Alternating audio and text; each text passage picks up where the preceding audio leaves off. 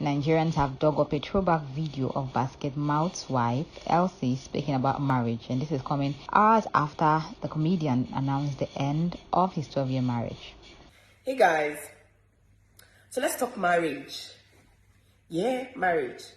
So I'm going to be very realistic with you today.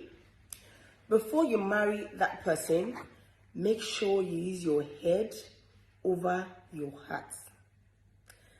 Don't want to say, oh, I'm in love. Yeah, I know. Love is important in marriage, but it's not the thing that should guide you. Yeah? Because love fades. And it's marriage. It's not a vacation. It's a lifetime commitment. Because the truth is, nobody goes into marriage hoping to get a divorce. So, marry someone that has sense. Now, you see that sense? That is the most important thing in marriage. To start with, you and your partner have to have the fear of God. You have to be prayerful. It's not a one person's job. Both parties have to be committed in prayer to make that marriage work.